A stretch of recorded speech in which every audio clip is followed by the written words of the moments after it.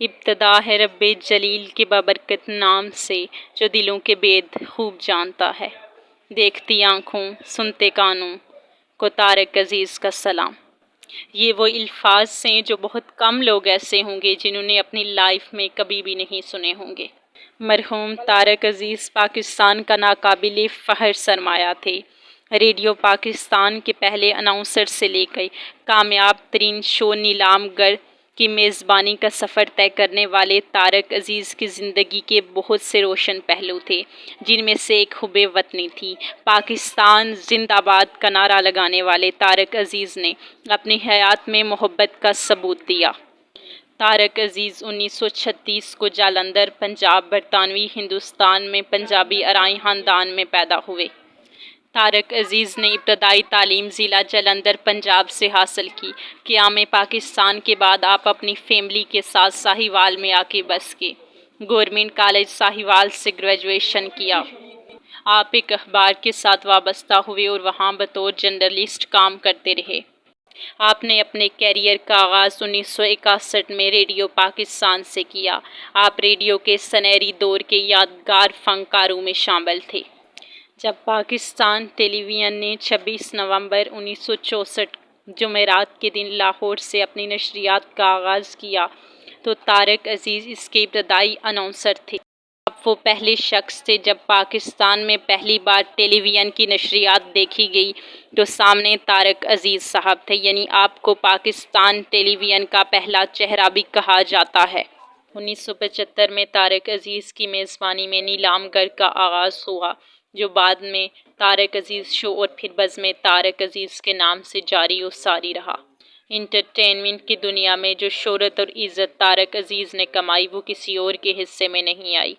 طارق عزیز ویسے تو بہت سی خصوصیات کے مالک تھے، لیکن وہ جس خوبی کی وجہ سے ممتاز حیثیت رکھتے تھے وہ ان کی اپنے ملک سے محبت تھی، جس کا اظہار وہ اپنی زندگی میں مرتے دم تک کرتے رہے۔ طارق عزیز نے نیلام گر سے گیم شو کی اصطلاح متعارف کروائی۔ اس شو میں مختلف نوعیت کے سوال پوچھے جاتے اور صحیح جواب ملنے پر انعام ملتے۔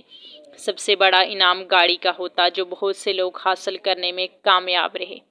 طارق عزیز اپنے پروگرام میں سب کو سلام کرتے ہوئے کہتے تھے، دیکھتی آنکھوں اور سنتے کانوں کو طارق عزیز کا سلام، جو لوگوں میں بہت زیادہ مقبول ہوا اور پھر ایک وقت ایسا آیا کہ وہ ان کی شخصیت کی پہچان بن گیا۔ طارق عزیز کا کہنا تھا کہ شو کے آغاز میں دیکھتی آنکھوں اور سنتے کانوں کہنے کے پیچھے بھی ایک داستان تھی۔ ان کے مطابق ہزاروں کی تعداد میں خط آتے اور انہی میں سے ایک خط بصارت سے محروم ایک پرستار نے لکھا تھا، جس نے شکوہ کیا تھا کہ شو میں ان جیسوں کو مخاطب نہیں کیا جاتا۔ تبھی طارق عزیز نے دیکھتی آنکھوں سنتے کانوں کا اضافہ کیا۔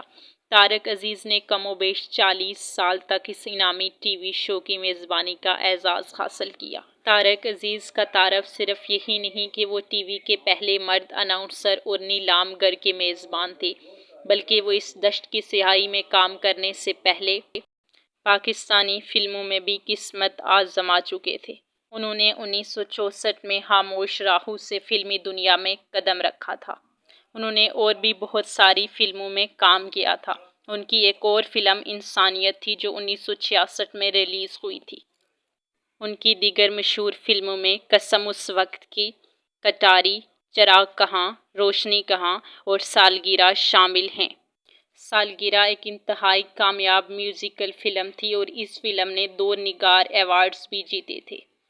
طارق عزیز نے کالم نگاری بھی کی۔ انہوں نے سیاسی، سماجی، فلمی، ادبی اور سپورٹس کی مشہور ترین شخصیات کے انٹرویو کرنے کا اعزاز حاصل کیا۔ جب سیاسی میدان کی ٹھانی تو 1970 کے دور میں ذوالفقار علی بھٹو کی سیاست میں ان کا فعال کردار تھا۔ کچھ عرصے میں وہ اپنی پی ٹی وی اور فلم کی مصروفیات کے باعث سیاست کو وقت نہ دے سکے۔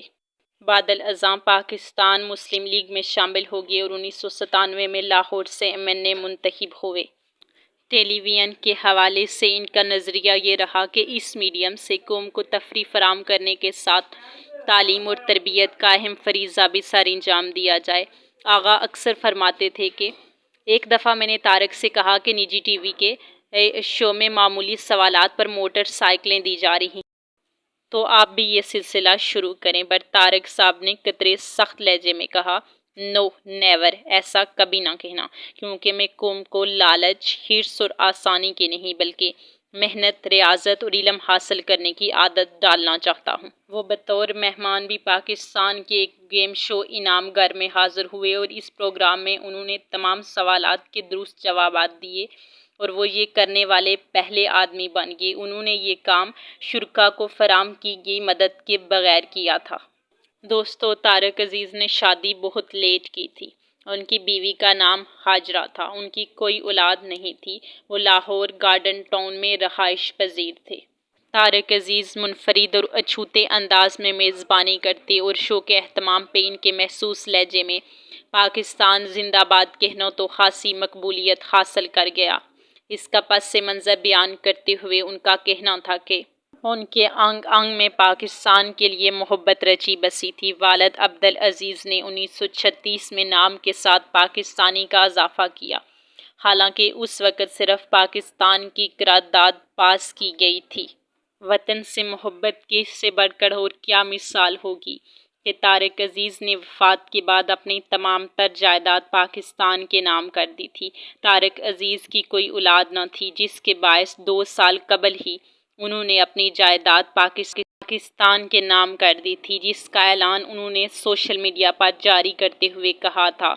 ان کا کہنا ہے کہ اللہ پاک نے مجھے اولاد نہیں دی، یہ خدا کی قدرت ہے کہ جسے چاہے دے، جسے چاہے نہ دے اور جسے چاہے دے کے واپس لے لے۔ میں مرنے کے بعد اپنی ساری جائیداد پاکستان کے نام کرتا ہوں۔ ان کا کہنا تھا کہ میرے مرنے کے بعد میرا سب کچھ پاکستان کا ہے۔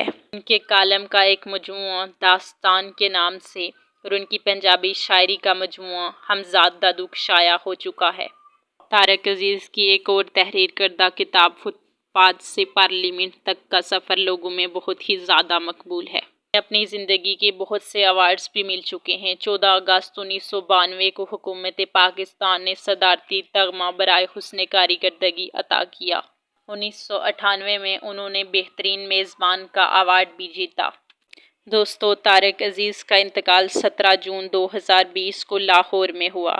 ان کی عمر 84 سال تھی۔ انہیں 16 جون 2020 کو طبیعت خراب ہونے کی صورت میں نجی ہسپتال میں داخل کروا لیا گیا اور وہیں ان کی وفات ہوئی۔ انہیں گارڈن بلاک گارڈن ٹاؤن قبرستان لاہور پاکستان میں ان کی ماں کی قبر کے ساتھ سپرد خاک کیا گیا تھا۔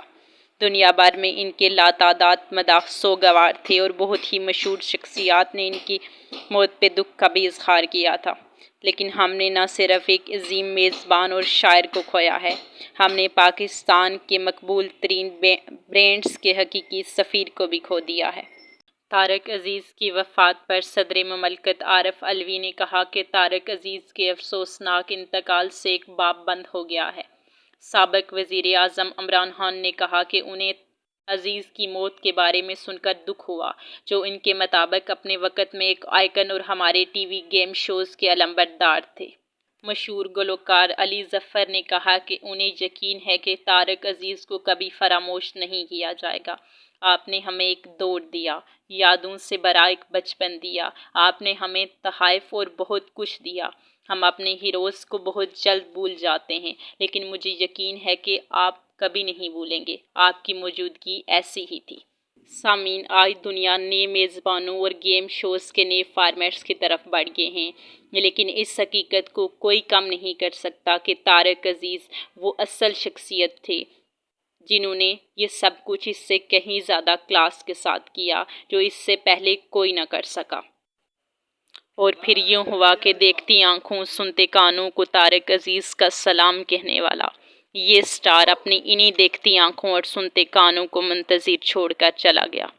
لیکن مجھے امید ہے کہ دنیا اس سٹار کو کبھی بلا نہیں سکے گی اور اس کی خدمات کو کبھی فراموش نہیں کرے گی۔ اللہ ان کو جنت الفردوس میں اعلیٰ جگہ عطا فرمائے، آمین۔ مزید ایسے سٹارز کے متعلق جاننے کے لیے ہمارے چینل برائٹ سٹار ود عظمیٰ کو لائک، شیئر اینڈ سبسکرائب کیجیے۔ ملتے ہیں ایک نئی ویڈیو کے ساتھ۔ اپنا بہت سارا خیال رکھیے گا۔ اللہ حافظ۔